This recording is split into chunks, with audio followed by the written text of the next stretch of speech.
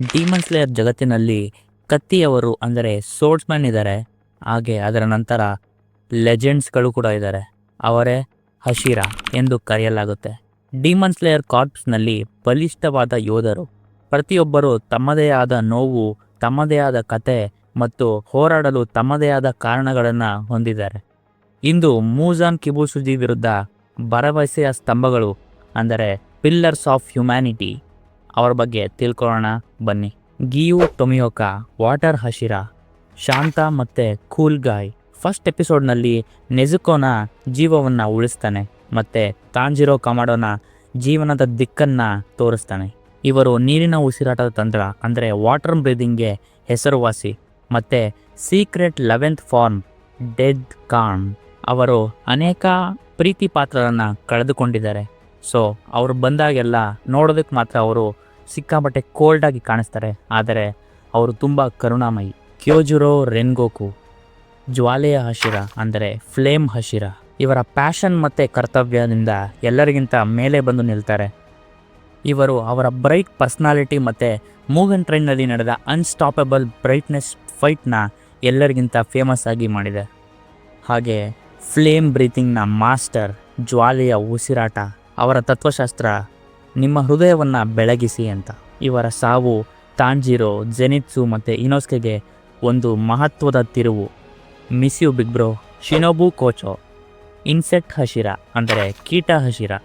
ಆಕರ್ಷಕ, ಬುದ್ಧಿವಂತ, ಆದರೆ ಅಷ್ಟೇ ಭಯಾನಕ. ಇವಳು ರಾಕ್ಷಸನ ತಲೆ ಕತ್ತರಿಸಲು ಸಾಧ್ಯವಿಲ್ಲ, ಬದಲಿಗೆ ವಿಸ್ಟೇರಿಯಾ ಹೂವುಗಳಿಂದ ಮಾಡಿದ ವಿಷವನ್ನು ಬಳಸಿ ರಾಕ್ಷಸರನ್ನು ಕೊಲ್ತಾಳೆ. ಅವಳ ನಗುವಿನ ಹಿಂದೆ ಆಳವಾದ ದ್ವೇಷವಿದೆ, ಏಕೆಂದರೆ ಅವಳ ಸಹೋದರಿ ಕೆನೆ ರಾಕ್ಷಸಿಯಿಂದ ಕೊಲ್ಲಲ್ಪಟ್ಟಿರ್ತಾಳೆ. ಅವಳು ಮಾದಕ ಅಪಾಯದೊಂದಿಗೆ ಮಿಶ್ರಿತ ಸೌಂದರ್ಯವನ್ನು ಪ್ರತಿಧ್ವನಿಸ್ತಾಳೆ. ತೆಂಗೆನ್ ಯುಜುಯಿ ಎಲ್ಲರಿಗಿಂತ ಹೆಚ್ಚು ಮಿಂಚುವವನು. ನೀನಲ್ಲ. Please get last.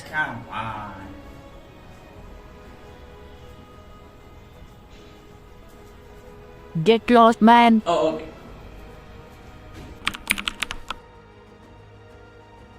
Sound Hashira, ಮಾಜಿ ಶಿನೋಬಿ ಮತ್ತು ಅವನ ಪಕ್ಕದಲ್ಲಿ ಅವನ ಜೊತೆ ಹೋರಾಡೋದಕ್ಕೆ 3 ಹೆಂಡತಿಯರಿರ್ತಾರೆ. ಸೌಂಡ್ ಬ್ರೀದಿಂಗ್ನ ಯೂಸ್ ಮಾಡಿ ಯುದ್ಧದ ಬ್ಯಾಟಲ್ ಗ್ರೌಂಡ್ನ ರಿದಮಿಕ್ ಪರ್ಫಾರ್ಮೆನ್ಸ್ ಆಗಿ ಟರ್ನ್ ಮಾಡ್ತಾನೆ. ಆ್ಯನಿಮೆ ಹಿಸ್ಟ್ರಿಯಲ್ಲೇ ದಿ ಎಂಟರ್ಟೈನ್ಮೆಂಟ್ ಡಿಸ್ಟ್ರಿಕ್ಟ್ ಆರ್ಟಲ್ಲಿ ನಡೆದಂಥ ಒಂದು ಫೈಟು ಆ್ಯನಿಮೆ ಹಿಸ್ಟ್ರಿಯಲ್ಲೇ ತುಂಬ ಸ್ಟೈಲಿಶ್ ಫೈಟ್ ಆಗಿ ಹೆಸರುವಾಸಿಯಾಗಿದೆ. ಎಕ್ಸ್ಪೆಷಲಿ ನಾನು ಆ ಫೈಟ್ ನೋಡಿ ಸಿಕ್ಕಾಪಟ್ಟೆ ಫ್ಯಾನ್ ಆಗಿಬಿಟ್ಟೆ. ಮೂಯಿಚಿರೋ ಟೋಕಿಟೋ, ಮಿಸ್ಟ್ ಹಶಿರಾ ಅಂದರೆ ಮಂಜು ಹಶಿರಾ. ಮೊದಲಿಗೆ ಅವನು ಮರೆತಂತೆ ಮತ್ತು ದೂರದಲ್ಲಿರುವಂತೆ ಕಾಣಿಸ್ತಾನೆ, ಆದರೆ ಅವನೊಬ್ಬ ಅದ್ಭುತ ವ್ಯಕ್ತಿ. ಕೇವಲ 14ನೇ ವಯಸ್ಸಿನಲ್ಲೇ ಹಶಿರಾ ಆಗ್ತಾನೆ. ಮಿಸ್ಟ್ ಬ್ರೀತಿಂಗ್ನ ಮಾಸ್ಟರ್ ಆಗಿದ್ದಾನೆ. ಅವನ ಟ್ರ್ಯಾಜಿಕ್ ಪಾಸ್ಟಲ್ಲಿ ನಡೆದಿರೋದು ನಮಗೆ ಗೊತ್ತಾದಾಗ ಅವನ ಶಕ್ತಿ ಎಂಥದ್ದು ಅಂತ ನಮಗೆ ಗೊತ್ತಾಗುತ್ತೆ. ಅವನ ನೆನಪುಗಳು ಹಿಂತಿರುಗಿದ ನಂತರ ಅವನ ನಿಜವಾದ ದೃಢ ಸಂಕಲ್ಪವನ್ನು ತೋರಿಸ್ತಾನೆ. ಮಿತ್ಸುರಿ ಕನ್ರೋಜಿ, ಲವ್ ಹಶಿರಾ, ಕೈಂಡ್, ಚಿಯರ್ಫುಲ್ ಮತ್ತು ಭಾವನೆಗಳಿಂದ ತುಂಬಿದ ವ್ಯಕ್ತಿ. ಅವಳ ಶಕ್ತಿ ಅವಳ ವಿಶಿಷ್ಟ ದೇಹದಲ್ಲಿದೆ. ಅವಳಿಗೆ ಅದು ಅತಿಮಾನುಷ ಶಕ್ತಿಯನ್ನು ನೀಡುತ್ತೆ. ಅವಳು ತನ್ನ ಚಾಟಿಯಂತಹ ನಿಚಿರಿಯನ್ ಕತ್ತಿಯಿಂದ ಪ್ರೀತಿ ಉಸಿರಾಟ ಅಂದರೆ ಲವ್ ಬ್ರೀದಿಂಗ್ನ ಬಳಸ್ತಾಳೆ. ಅವಳು ಪ್ರೀತಿಯನ್ನು ಪ್ರತಿಧ್ವನಿಸ್ತಾಳೆ, ಆದರೆ ಅವಳಿಗೆ ಸರಿಸಾಟಿ ಇಲ್ಲ. ಮಿತ್ಸುರಿ ಫ್ಯಾನ್ಸ್ ಕೆಳಗಡೆ ಹಾರ್ಟ್ ಕಮೆಂಟ್ ಮಾಡಿ. ಒಬನೈ ಇಗುರೋ, ಸರ್ಪೆಂಟ್ ಹಶಿರಾ ಅಂದರೆ ಸರ್ಪ ಹಶಿರಾ. ಕೋಲ್ಡ್, ಸ್ಟ್ರಿಕ್ಟ್ ಮತ್ತು ಶಿಸ್ತುಬದ್ಧ ವ್ಯಕ್ತಿ. ಸರ್ಪೆಂಟ್ ಬ್ರೀದಿಂಗ್ನ ಯೂಸ್ ಮಾಡ್ತಾನೆ, ಹಾಗೆ ಹಾವಿನ ಥರನೇ ಅನ್ಪ್ರೆಡಿಕ್ಟಬಲ್ ಆಗಿ ಮೂವ್ ಆಗ್ತಾನೆ. ಕಾರ್ಪ್ಸ್ಗೆ ಅವನು ಸಂಪೂರ್ಣವಾಗಿ ನಿಷ್ಠೆಯಿಂದ ಇರ್ತಾನೆ. ಅವನ ಈ ಕೋಲ್ಡ್ ಸ್ವಭಾವದ ಅಂತರಾಳದೊಳಗೆ ಮಿತ್ಸುರಿ ಕನ್ರೋಜಿ ಅವಳೊಂದಿಗೆ ಅವನ ನಡ್ಕೊಳ್ಳುವಂಥ ರೀತಿ ನೋಡಿ ಅವನು ಎಷ್ಟು ಮೃದು ವ್ಯಕ್ತಿ ಅಂತ ನಮಗೆ ಗೊತ್ತಾಗುತ್ತೆ. ಸನೇಮಿ ಶಿನಜುಗಾವಾ, ವಿಂಡ್ ಹಶಿರಾ, ಅಗ್ರೆಸಿವ್, ರೂಡ್ ಮತ್ತು ಹಾಟ್ ಬ್ಲಡೆಡ್ ವ್ಯಕ್ತಿ. ಇವನ್ ಯೂಸ್ ಮಾಡೋದು ವಿಂಡ್ ಬ್ರೀತಿಂಗ್.